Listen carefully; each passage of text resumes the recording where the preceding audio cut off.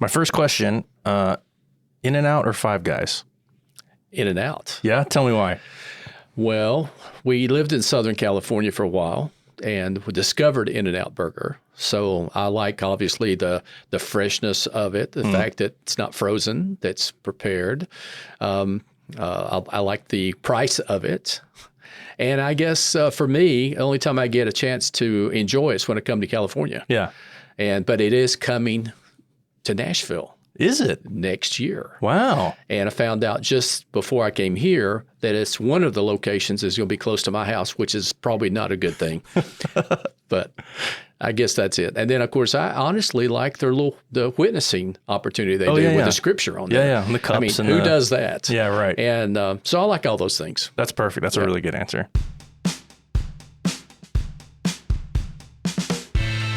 Welcome to 10 Questions with 10 Missionaries. Brought to you by Gateway Seminary. With your host, Tyler Sanders.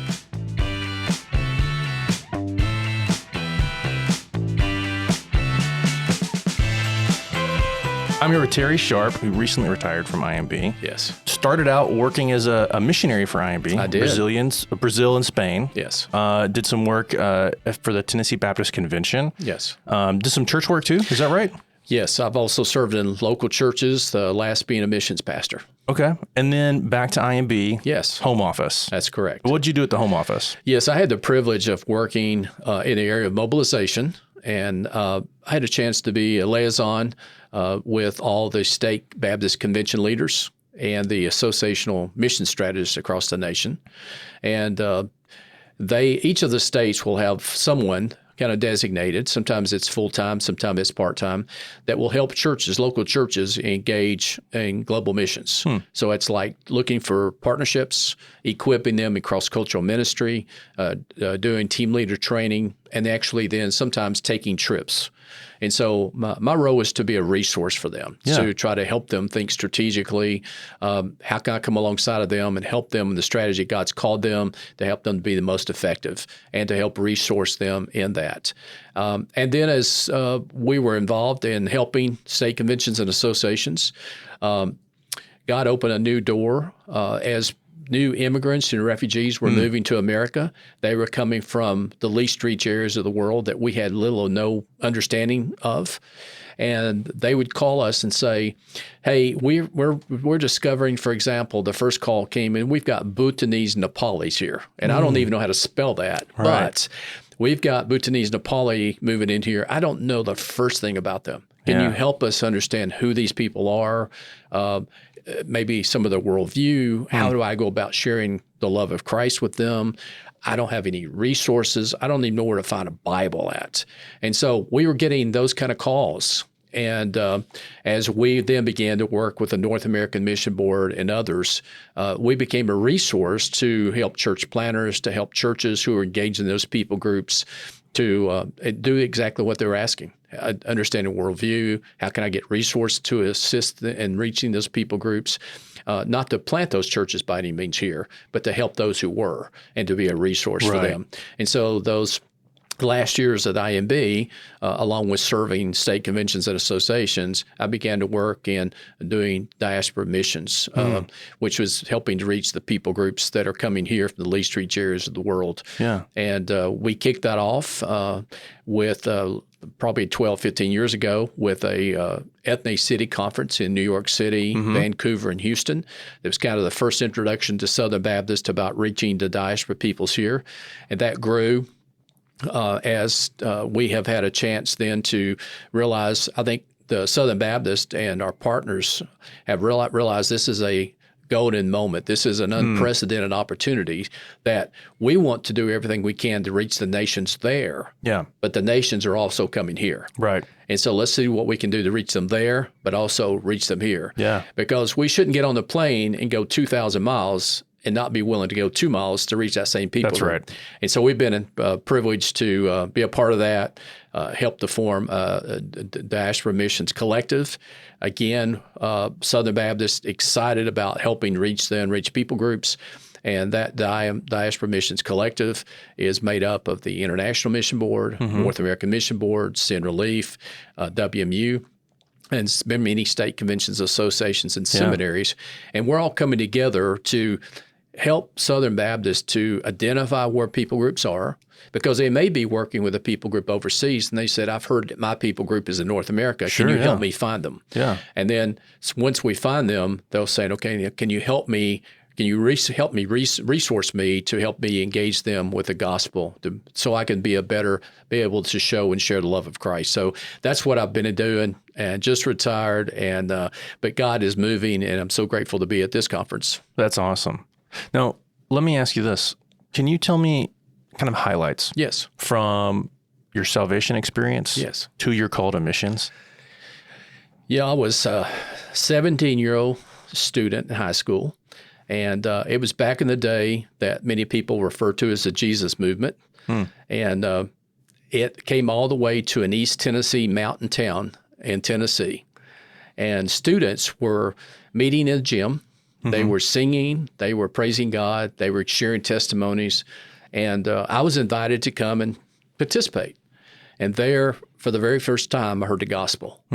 And those students continued to talk to me, witness to me, and invited me to come to church. And there in church, heard the gospel clearly presented, invitation to come and to follow Christ. And I gave my life to Christ and became a follower of Christ.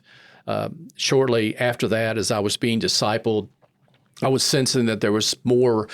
I wanted to be engaged more. I wanted to do more, and didn't understand exactly what a calling was, because I was new to Christianity. Wasn't raised in the church, and recognized as my pastor mentored me and coached me to help me understand that God was calling me to ministry. And a call to ministry is also a call to prepare. And so in high school, then I recognized that I needed to go into college, and then, of course, from there, go into seminary. But it was in college that I met my wife, and then we left after college and went to seminary in New Orleans. Shortly after that, we went to serve some local churches. And then while I was in those local churches, I was a part of a church that was just engaged in missions. They were talking about missions. They were preaching about missions. They were engaging in missions, both locally and globally. And God got a hold of our hearts and began to call us to global missions. And that's when then, with a 3-year-old daughter, we went to Spain, and then later went to Brazil. Yeah. What would you say is the most significant culture shock moment you've experienced? I think trying to learn another language is a big deal for me. Yeah. I tell folks that English is my second language. I grew up in East Tennessee, and I'm a hillbilly. And so for me to go to another country where, I had not been exposed to a lot of cross-cultural ministry from the mountains. Yeah. When I went to seminary, it was my best cross-cultural moment, because there's a city that was very different than anything I'd ever experienced. And so learning another language and wanting to be able to, that's the reason you go, because you want to go share Jesus, and not being able to. So that's probably probably one of the most frustrating things, because you want to learn the language, and you have to be patient, because it doesn't come overnight. That's right. And so that's probably, there's all kinds of events that might happen in a cross-cultural experience, but that one's probably the one that, when I went, just recognizing that, am I ever going to get this language? Yeah. Am I ever going to be able to teach and preach in this language? Yeah. And so that's probably the most frustrating and the most difficult cross-cultural experience, just because once you get the language and you love the people and you're involved, the other things that can happen to you, and for me, they were okay, because this was part of my being here as, in the country, serving the Lord and loving the people. Yeah. Now, what was your preparation like when you're overseas for the day-to-day mission work? Well, it's interesting, because all of our missionaries have to be fluent in the language, because you're there reaching the people in their heart language. Yeah. And so for us, it was a tremendous experience. it was a guy who wanted to learn the language, and I wanted to apply myself, and I wanted to be able to love the people and share with the people in their heart language. And so the day for me, at least for this particular language school, we went to a secular language school. And we went in the morning all the way until after 2 p.m. in the afternoon. Wow. Yeah. And we were immersed in the language. Yeah. But we were immersed in the language with people from all over Europe, actually all over the world, that were secular people without Christ. And so not only did I have a chance to learn the language, but I had a chance to engage people there and share the gospel and live, because many of them had never met a Christian, let alone a missionary. Yeah, right. And so it was a great. Then I came back home in the afternoon, and then I had a tutor. And so for the first year, you are immersed in the language. That is your job. Yeah. So from sunset to sundown, you are immersed in the language, learning that language so that you can then minister and share as God's called you. Yeah.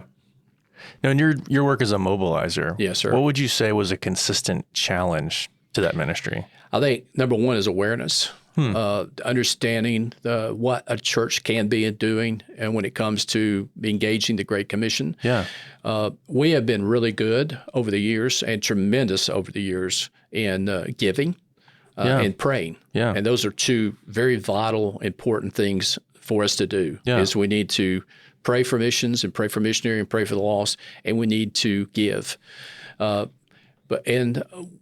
For many years, that was kind of it. We'd say, not everyone can go, but everybody can pray and give. Well, so we said that so much, right? People understood that was the truth. Yeah. And so they didn't see themselves as going. Yeah. And so volunteer missions is not what it is now. Yeah. When volunteer missions, when the Great Commission thrust can happen, there was a goal to send 100,000 volunteers, which people thought was just incredible. Yeah. And so we have seen churches they would help send out missionaries, and they would pray for the missionaries, and they would give, but they were not personally themselves engaged in going. Yeah. And that's really new for Southern Baptists over the last 40 years. Yeah. And so it's really been exciting to see Southern Baptists recognize that not only can they pray and give, but they can actually go too. Yeah. And so for the missionaries they've been helping to support through cooperative program Lottie Moon, and the missionaries that they've been praying for, that they can actually go serve alongside. Yeah. And so I can shoulder to shoulder with that missionary. I can get on my knees with that missionary next to me. I can go and engage in ministry with that missionary. And so to see them recognize that, hey, I can be involved too. I'm a volunteer missionary. Yeah. And that week or 2 weeks can really make an eternal difference. Yeah, that's a big deal. Because that's additional hands, that's additional feet, that's additional mouthpiece to help share the gospel and help the missionary. And so that's probably one of the greatest things I've seen happen over my ministry is for churches to be mobilized. And now they're sending hundreds, if not, depending on the size of the church, thousands of volunteers out going to engage the nations.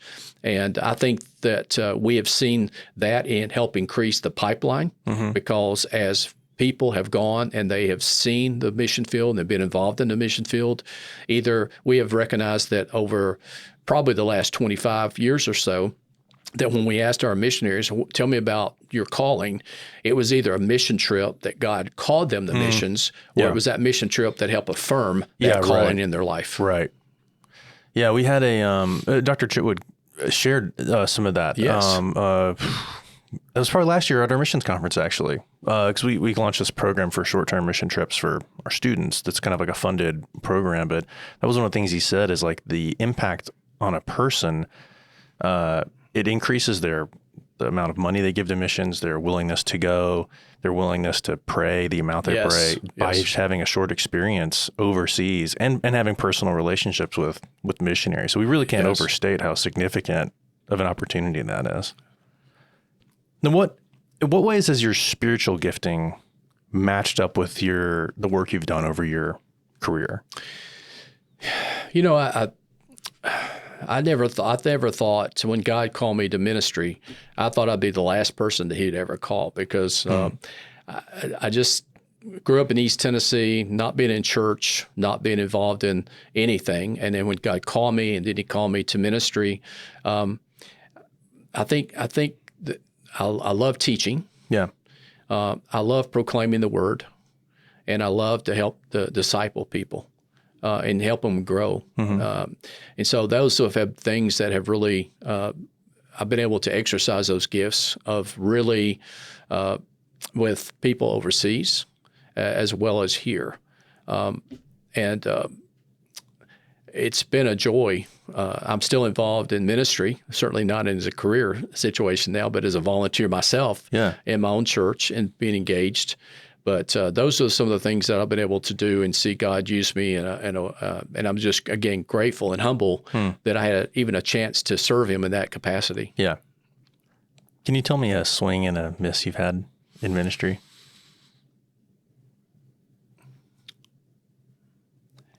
I think probably everything I've attempted, I probably have a swing and a miss. But I've learned from each one of those, because I heard a pastor one time say, I want you all, tell me what you have failed at this week. And he encouraged that because of this. A lot of times we don't try something that we think we're going to fail at. Yeah. And so we don't try anything new. We Right. stay in our comfort zone.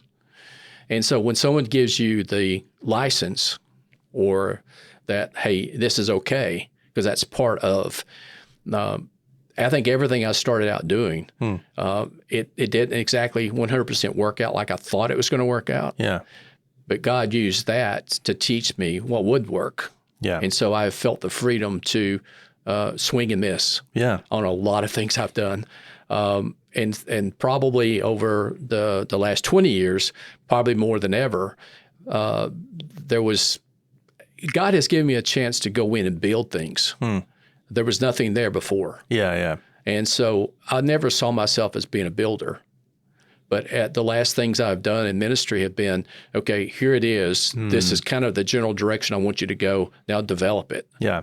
And so, I mean, I just have to be honest. I mean, I swung and missed so many times trying to get where we're at now and what we're seeing happen and take place.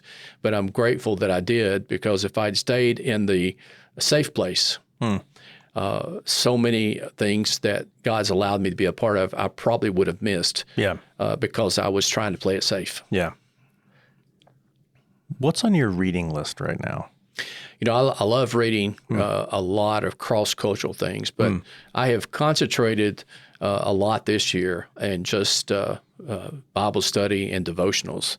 But I still read some cross-cultural things. And I was really intrigued, because when I got here, one of the books that someone had gifted me was a book that one of the authors that's going to be at this conference is called Reaching the World Across the Street. And when I got here and they were introduced, I'm thinking, oh, I didn't know that was that guy. Yeah. I just knew the title and I knew the book, but I wasn't paying much attention to his picture and who he was. Yeah. But I love books like this because there's not that many out there. Because again, this is a new topic, diaspora missions, diaspora missiology is kind of a new thing for especially Southern Baptists over the last 15 years. And so when I find somebody who's actually written a book, that's the one that I was excited about, is Reaching the World Across the Street, because this is really helping people to understand that, the nations are here, and how can I lead my church and engage in them with the gospel. Yeah. Oh, that's fantastic. My final question. Yes, sir. How can listeners get involved with the work that you've been doing?